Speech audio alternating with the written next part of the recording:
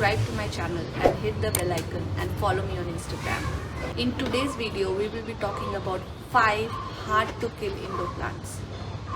We will be rating these plants from the minimum to the top.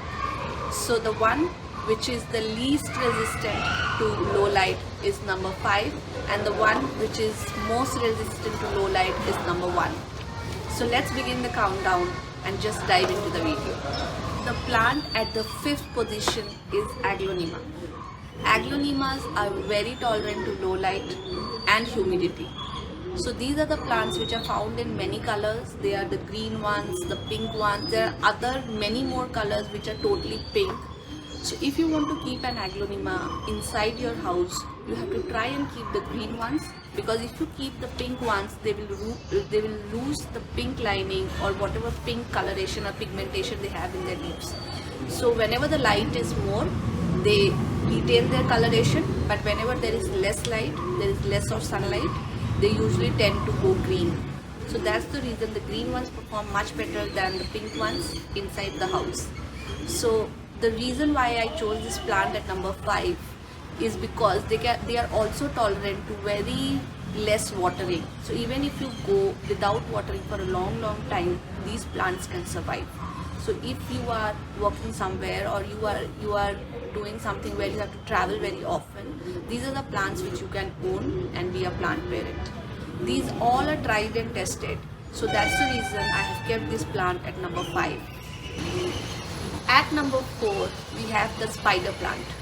And oh my god, this plant is my absolute favorite. And one of the reasons why this plant is my favorite is because you can propagate this plant so easily. These are the plants which can grow in the smallest of container and look so beautiful. You can decorate your houses, you can keep it in your balcony, indoors, anywhere you want, and this just grows and rewards you. The best part is it does not ask much of a fertilizer. It does not require much of light. This is the plant which is so forgiving and does not require much attention from you guys. Just look at the small container I have grown this in. There are so many others that you can keep on growing. You get one and you can just propagate it yourself and have thousands. You can see they have small pups like this, and these have their own roots. You just have to cut it from here and poke it in the soil. So it is not going to take much time and grow into a beautiful spider plant. At number 3 on my list is the golden pothos or a money plant. You can have money plant in several variations. It can be the golden pothos, it can be the green ones, the marble queen. There are several kinds and varieties of money plant. It is a very hardy plant. It likes hot and humid climate, and it can also survive very low light conditions. That's the reason I have kept this plant at number 3. With respect to spider plant and aglonimas, they are more tolerant to less of sunlight. And the reason why this plant is on number 3 is because there are people who grow these plants in washrooms. If you want these plants to grow nicely and thrive, we have to give them sunlight, at least a filtered light. But they are resistant to low light, they are resistant to less of watering, they are resistant to overwatering as well. Propagation of this plant is also very easy. You have to just take a stem which has a node, cut it, poke it in the soil or put it in water.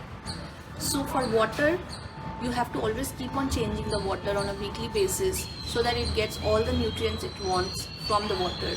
And for the one you have poked it in the soil, see that you have fertilized it nicely and water it nicely and keep it in sunlight for 1 or 2 days. Then you can keep it in a bright lit space and you get a beautiful money plant growing. This is also a plant which is very easy to propagate. If you have one, you can just have several others. As I said, it is tolerant to low light. It will grow very slowly if you keep it in low light, and you will see that the distance between both the leaves is going to increase. If you keep it in very low light conditions, the leaves might fall off, but it is going to survive. So see that you do not keep it in a totally dark space.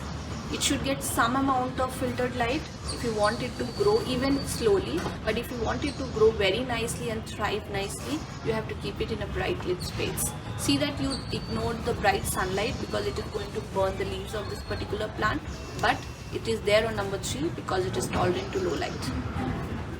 On my list on number 2, we have our favorite snake plant.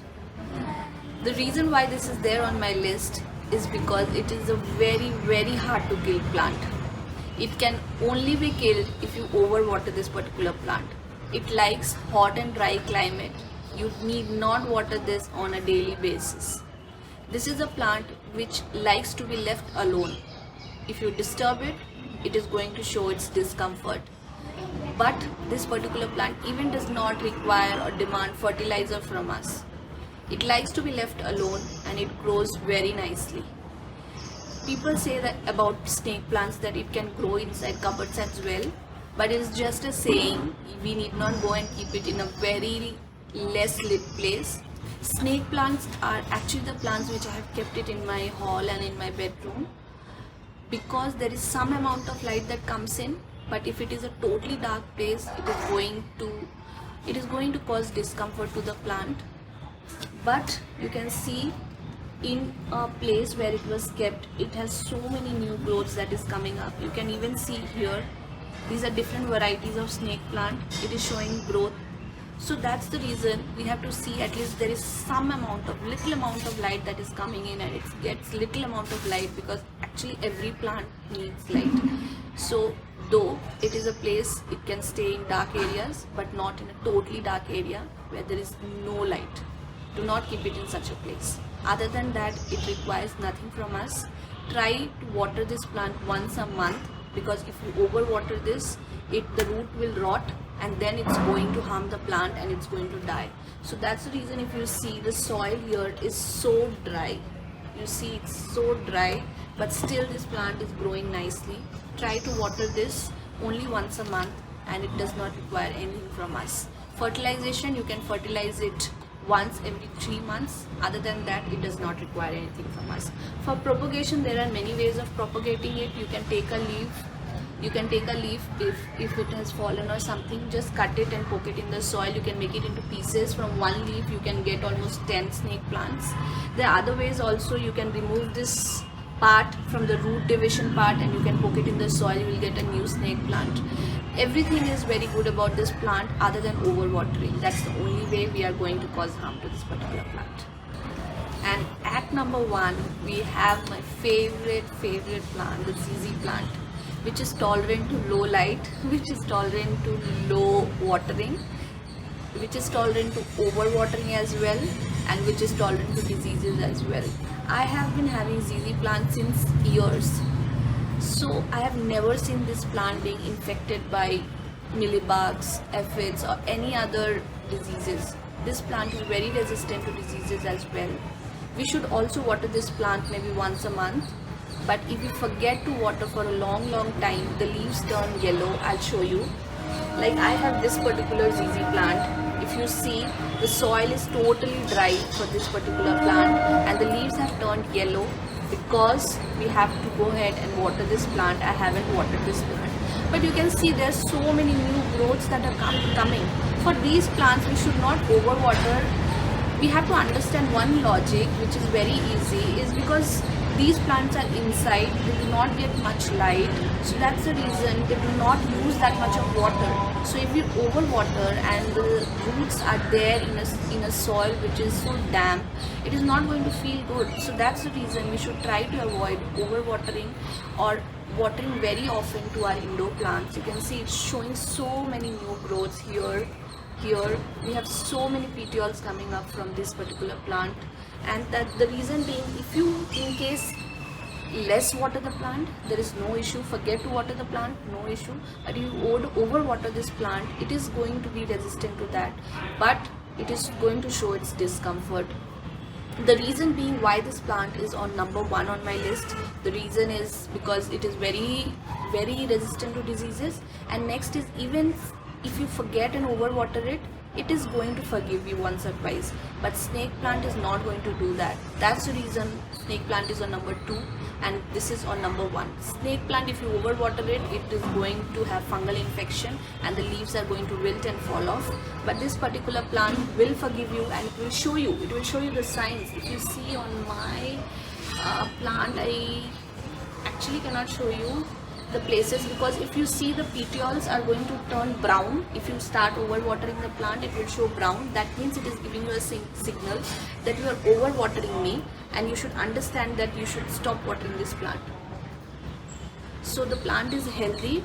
Few days back my parent made a mistake of overwatering it, but after that they have improved and the plant has also improved its performance. You can see there are so many new growths that are coming up from this particular plant. It can stay in a totally dark place with very less amount of light and still grow and shoot out new petioles. So that's the reason this is at number 1, and these plants are so good for beginners because it does not require too much of fertilization, not much of watering and not much of care, but still they look and enhance the beauty of the place where they are kept. They are also air purifiers, so they are just giving to us, so there is no harm in owning one plant and keeping it at home. So that is one of the reasons why I keep on doing these kind of videos, where I want to encourage people to at least own plants and try them and keep them and enjoy them. Thank you so much. If you like my video, please subscribe to my channel, hit the bell icon and follow me on Instagram. Have a great day. Stay healthy. Namaste world.